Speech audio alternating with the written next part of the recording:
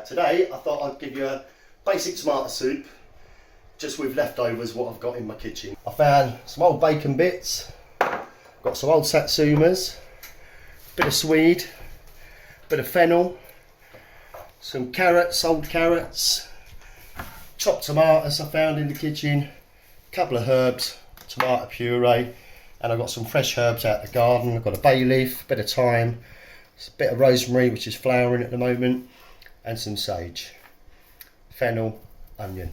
You can use celery instead of fennel. I'm just using fennel because I want an Italian style today. I'm going to go a bit Italian. Basic tomato soup. First thing I'm going to do is get some root veg in and get that frying off. So peel all the carrots.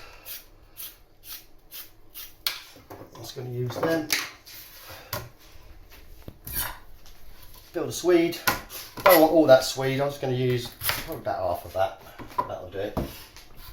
Again, just take off your skin because that's pretty old. It's going to be quite tough, so you won't rid of all that. Okay, so onion. Ooh, only got away, that is. One onion, small. This soup will make enough for about 4 at least. If you want to keep it, just put it in a tub when it's hot, cool it down, and it'll last for about 3 to 5 days. So chop some onion up, get the gas on, get the gas, chop the carrot up. Again, roughly chop this, we're going to blitz this anyway, so however you want to do it, you do it. Doesn't matter, that's about enough carrot, onion, bit of swede. Again, it's roughly chopped. Keep your fingers out of the way of the knife while you're doing it. And then we'll just chuck that straight in.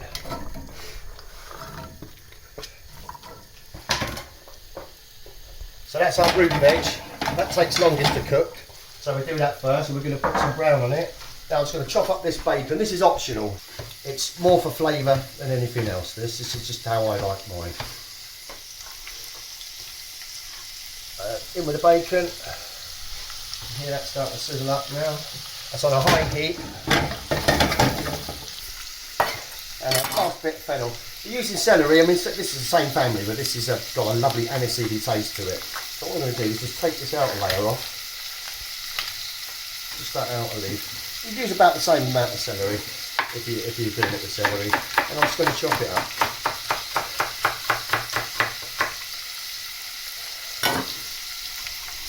Again, chuck that in. And what we're looking to do now is brown this veg up a little bit, get it nice and hot.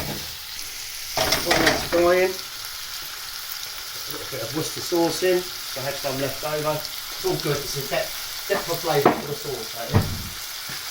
Some pepper.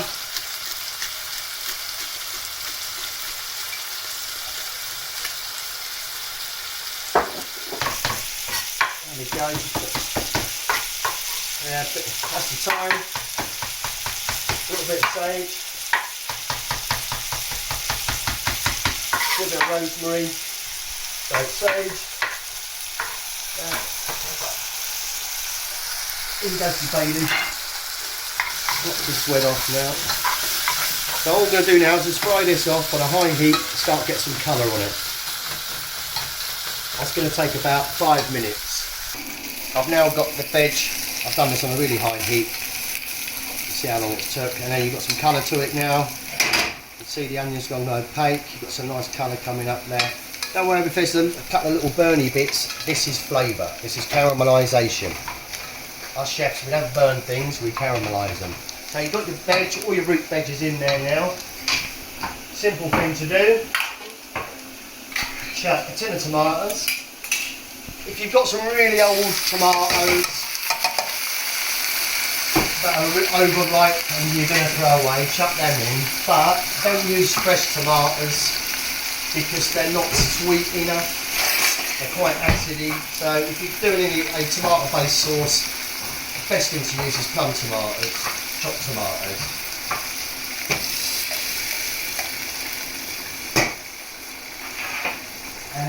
Put a little bit of tomato puree in this.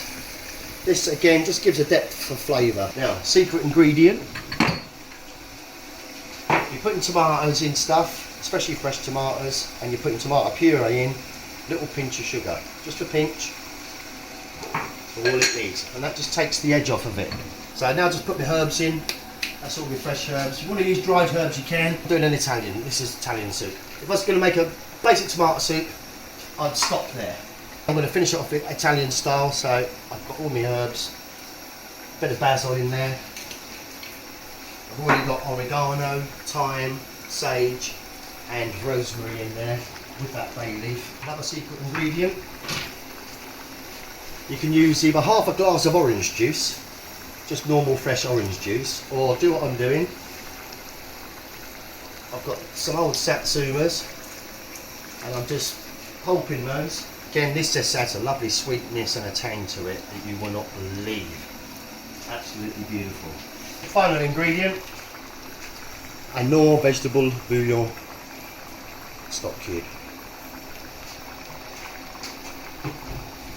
So, in a nutshell, that's a tomato soup. Obviously, it's coming up to the boil now. Just mix it in. And I know what you're thinking. That doesn't look like any tomato soup I've ever seen. What I'm going to do now is get that up to the boil, cover it, and put it on a low heat now for about 20 minutes to half an hour. Just going to check all the veg is cooked. You see how it's thickened up now. Colour's come into it as well. It's softened in the colour. And what you need to do is just check the thickest veg, which is the carrots, are cooked. Easiest way to do that is to grab your spoon and just crush. Beautiful. Mashed up. That's good. So you don't want them too mushy. You want them with a little bit of bite left. What I'm going to do now is just add a cupful of milk. It's about 7 ounces of milk. I'm going to add that to it. You don't have to add milk. You can add just a bit of water, or you can add some passata to it. You can add a little more orange juice if you wanted to. I'm getting there now. I don't want to bring that back to the boil. What I do the last stage, and that's to blitz it. So I've got my stick blender.